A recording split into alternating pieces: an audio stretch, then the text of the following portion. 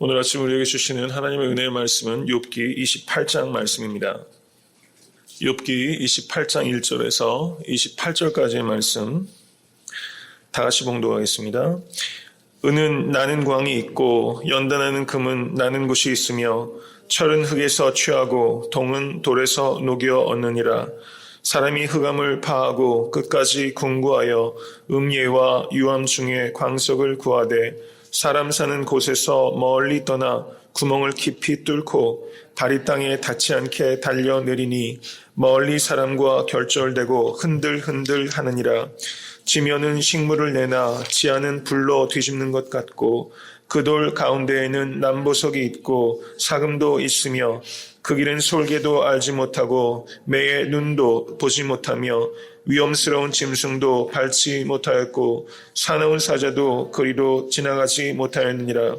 사람이 굳은 바위에 손을 대고 산을 뿌리까지 무너뜨리며 돌 가운데로 도랑을 파서 각종 보물을 눈으로 발견하고 시냇물을 막아 스미지 않게 하고 감추었던 것을 밝은 대로 내느니라. 그러나 지혜는 어디서 얻으며 명철의 곳은 어디인고 그 값을 사람이 알지 못하나니 사람 사는 땅에서 찾을 수 없구나. 깊은 물이 이르기를 내 속에 있지 아니하다 하며 바다가 이르기를 나와 함께 있지 아니하다 하느니라. 정금으로도 바꿀 수 없고 은을 달아도 그 값을 당치 못하리니 오빌의 금이나 귀한 수만호나 남보석으로도 그 값을 당치 못하겠고 황금이나 유리라도 비교할 수 없고 정금 장식으로도 바꿀 수 없으며 산호나 수정으로도 말할 수 없나니 지혜의 값은 홍보석보다 귀하구나. 구수의 황흑으로도 비교할 수 없고 순금으로도 그 값을 측량하지 못하리니 그런즉 지혜는 어디서 오며 명철의 곳은 어디인고 모든 생물의 눈에 숨겨졌고 공중의 새에게 가리워졌으며 멸망과 사망도 이르기를 우리가 귀로 그 소문은 들었다 하느니라. 하나님이 그 길을 깨달으시며 있는 곳을 아시나니 이는 그가 땅끝까지 감찰하시며 온 천하를 두루보시며 바람의 경중을 정하시며 물을 되어 그 분량을 정하시며 비를 위하여 명령하시고 우레의 번개를 위하여 길을 정하셨습니다. 그때 지혜를 보시고 포하시며 굳게 세우시며 궁구하셨고 또 사람에게 이르시기를 주를 경외함이 곧 지혜요 악을 떠남이 명철이라. 아멘. 오늘 본문 말씀은 어저께 27장에서부터 이어지는 욥의 11번째 연설의 후반절에 해당되는 것입니다. 27장 1절을 한번 보시겠습니다. 욥이 또 비사를 들어 가로되, 이 비사란 비유를 말하는 것입니다. 그리고 29장 1절을 보시겠습니다. 욥이 또 비사를 들어 가로되 이렇게 되어 있죠. 그래서 29장에서 새로운 연설이 시작되는 부분이고, 그래서 28장의 이 연설은 앞에 있는 27장과 연결되는 그 후반절에 해당되는 연설이다, 이렇게 볼 수 있다는 것입니다. 그리고 이 28장의 이 연설 역시 많은 학자들이 욥의 연설이 아니라 어떤 사람은 엘리후의 네 번째 연설로 보는 학자도 있습니다. 저는 단호하게 그런 견해가 옳지 않다고 생각합니다. 욥은 지금 하나님의 지혜를 더없이 아름다운 말로 찬양하고 있습니다. 28장은 어떻게 구성되어 있는가? 먼저 1절부터 11절까지를 한 단락으로 크게 나눠볼 수 있습니다. 성경을 이렇게 읽어 나가시고 궁구하실 때 일단 단락을 이렇게 분류하셔야지만 그 의미가 이렇게 살아나는 것입니다. 그래서 제가 어떤 본문을 가지고 말씀을 드려도 전체의 스트럭처를 먼저 말씀드리는 이유가 거기에 있는 것입니다. 28장 1절을 보시면 거기에 광석이 네 가지가 나타납니다. 첫 번째는 뭐죠? 은, 금, 철, 동. 네 가지 광석을 예를 들어서 지금 얘기하는데, 이 광석을 구하는 것이, 이 광석을 캐내는 것도 참 힘들다는 걸 얘기하는 거예요. 1절부터 11절까지는. 세상의 보석도 얻기가 참 힘들구나. 그런데 12절부터 20절까지는 어떤 내용인가? 12절 말씀 한번 보시겠습니다. 그러나 지혜는 어디서 얻으며 명철의 곳은 어디인고 그 값을 사람이 알지 못하나니. 세상의 네 가지 광석도 그렇게 많이 수고하고 궁고하여야만 얻을 수 있는데 사람들은 정말 보석, 참된 보석인 이 지혜를 얻는 데는 과연 얼마만큼 수고하는가. 값을 매길 수 없는 참된 보석인 이 지혜를 얻기 위해서는 더 많이 수고해야 된다. 이런 의미가 여기 있다는 것이죠. 이 지혜는 이 광석을 얻는 것보다 더 힘들다는 것을 말하고 있는 것입니다. 23절 말씀 보시겠습니다. 23절 다 같이 읽겠습니다. 하나님이 그 길을 깨달으시며 있는 것을 아시나니. 저는 이건 의역을 하자면 23절 앞에 오직이란 말을 넣으면 의미가 더 통하는 것 같아요. 오직 하나님이 그 길을 깨달으시며 있는 것을 아시나니. 하나님만이 이 지혜가 어디 있는지를 아신다는 것입니다. 그리고 28절은 그 지혜를 한마디로 함축적으로 요약하고 있는 부분입니다. 28절 다 같이 읽겠습니다. 또 사람에게 이르시기를 주를 경외함이 곧 지혜요 악을 떠남이 명철이라. 아멘. 이렇게 전체적인 구조로 되어 있습니다. 이제 큰 그림이 마음속에 들어오셨죠? 이제 하나하나 내용적으로 말씀을 드리도록 하겠습니다.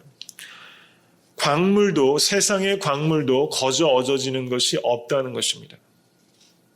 3절을 보시면 사람이 흑암을 파하고 끝까지 궁구해서 얻을 수 있는 것입니다. 4절을 보시면 사람 사는 곳에서 멀리 떠나 구멍을 깊이 뚫고 멀리 사람과 격절되고, 이것도 사람으로부터 분리된다는 것이죠. 세상의 보석도 사람으로부터 멀리 떠나서만 얻을 수 있다는 것입니다. 저는 이 말씀을 묵상하면서 참된 지혜도 사람으로부터 떠날 때 얻을 수 있는 것이겠구나, 그런 생각이 들더라고요. 이것은 물리적인 거리만을 의미하는 것은 아닐 것입니다. 따로 혼자 떨어져서 사람으로부터 늘 거리를 둔다, 이런 뜻이라기보다는 몸은 떠나도 마음이 못 떠나는 사람이 있죠.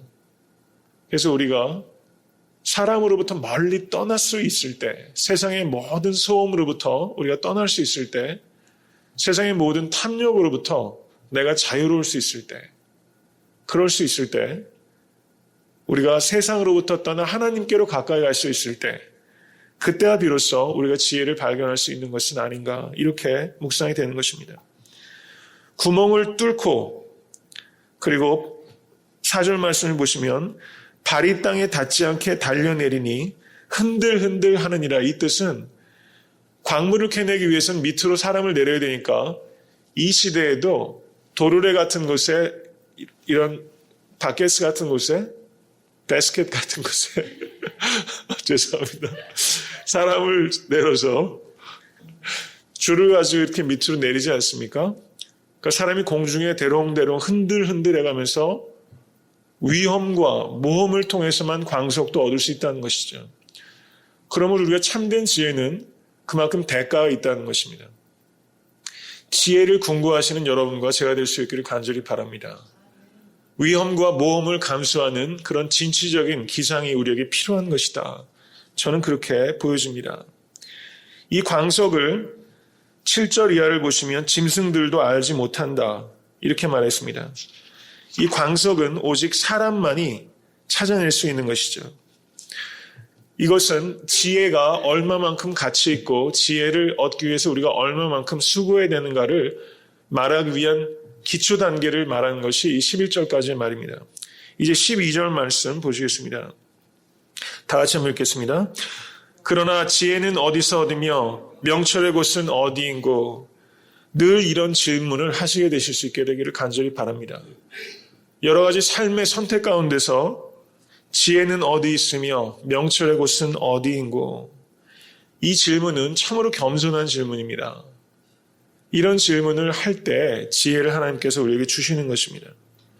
13절에 그 값을 사람이 알지 못하나니 사람 사는 땅에서 찾을 수 없구나, 이렇게 말하고 있는 것입니다. 정말 값을 매길 수 없는 것은 지혜인 것입니다. 그런데 우리가 이 지혜를 얻기 위해서 얼마나 수고하고 기도하고 있는가, 한번 자신을 되돌아볼 수 있게 되길 바랍니다. 우리가 금과 은을 얻기 위해서는 얼마나 수고를 합니까? 그런데 정작 값을 매길 수 없는 지혜를 얻기 위해서는 내가 얼마만큼 기도하고 수고하고 있는가를 한번 되돌아보실 수 있게 되기를 간절히 바랍니다. 이제 14절부터 19절까지의 내용은 15절 말씀 보시겠습니다.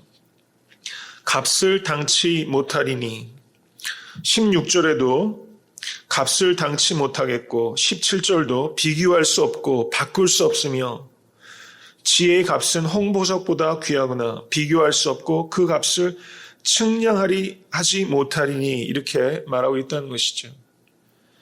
지혜가 얼마만큼 소중한가라는 것을 계속적인 반복을 통해서 강조하고 있다는 것입니다.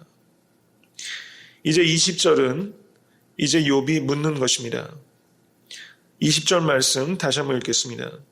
그런즉 지혜는 어디서 오며 명철의 곳은 어디인고. 12절 다시 한번 읽을까요? 지혜는 어디서 오며 명철의 곳은 어디인고.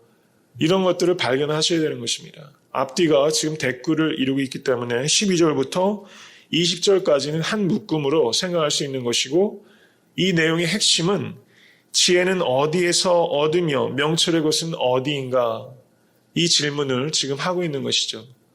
값을 매길 수 없는 이 지혜와 명철을 어디서 얻을 수 있겠는가, 이 질문을 하고 있는 것입니다. 그리고 이 질문의 대답을 21절부터 28절까지 해서 하고 있다는 것입니다. 23절 말씀 아까 읽었지만 다시 한번 읽겠습니다. 하나님이 그 길을 깨달으시며 있는 곳을 아시나니. 24절도 있습니다. 잠깐만요. 24절부터 28절까지 다시 한번 읽겠습니다. 이는 그가 땅끝까지 감찰하시며 온 천하를 두루보시며 바람의 경중을 정하시며 물을 떼어 그 분량을 정하시며 비를 위하여 명령하시고 우레의 번개를 위하여 길을 정하셨습니다. 그때 지혜를 보시고 선포하시며 굳게 세우시며 공부하셨고 또 사람에게 이르시기를 주를 경외함이 곧 지혜요 악을 떠남이 명철이라. 아멘. 저는 아까 이 말씀 묵상하면서 김용남 집사님께서 이 고백을 하실 수 있게 되기를 기도했습니다. 지금 그 고난 가운데서도 하나님께서 감찰하시고 온 땅을 두루보시며 내가 겪고 있는 질병이나 실패나 그런 좌절이나 이것에 국한된 문제가 아니라 하나님은 온 우주를 두루 감찰하시고 바람의 경중도 세시고 물을 대어 그 분량을 정하시며 우레의 번개를 위해서 길을 정하신 하나님, 하나님의 광대하신 측량할 수 없는 지혜를 하나님 앞에 고백해 드리는 그런 집사님 되시면 얼마나 좋을까, 이런 생각을 하고 있습니다. 여태까지 투병 생활 하시면서 저는 집사님께서 이런 지혜를 우리에게 보여주신 것이 우리가 지금 기적을 기다리고 있는 것이 아닙니다. 우리는 기적을 보아왔던 것입니다. 믿으십니까? 병이 낫는 기적과 병 중에서도 병을 이기는 기적이 있습니다. 우리는 병 중에서도 병을 이기는 기적을 지금 목격해왔고 우리는 하나님의 긍휼을 통해서 병이 낫는 기적도 베풀어 주시기를 간구하는 것입니다. 그래서 우리에겐 실망도 좌절도 없는 것입니다. 이미 우리에게 다 주셨기 때문에, 우리의 생명은 내 생명이 아니라 예수 그리스도의 생명이기 때문에 그것을 마지막까지 정결하게 하나님 앞에 선포하시고 하나님을 자랑하시고 하나님의 긍휼을 기다리시고, 그래서 하나님께서 불쌍히 여겨주시는 그런 일들을 우리가 간구하는 것이죠. 어떤 일들 속에서도 하나님은 선하시고 하나님께서 하시는 방법이 최선이라는 것을 우리가 고백하실 수 있게 되기를 간절히 축원합니다. 여러분들의 고난 속에서도 오늘 말씀 댁에 가셔서 다시 한번 읽으시길 바라요. 23절부터 28절까지의 말씀 댁에서 읽으세요. 댁에서 혼자. 그래서 여러분들의 고백으로 하나님만이 지혜로우시다는 것, 하나님만이 그 길을 찾으신다는 것을 고백해 드리시고 여러분들의 모든 문제들을 주님 손 안에 내어드리고 인정하고 찬양을 선택하시는 여러분과 제가 될 수 있게 되기를 간절히 소원합니다. 이제 28절 말씀, 지혜를 한마디로 요약하는 것입니다. 주를 경외함이 곧 지혜요 악을 떠남이 명철이니라. 지혜는 오직 하나님께 있는 것입니다. 욥기 1장 1절을 한번 보시겠습니다. 다 같이 읽겠습니다.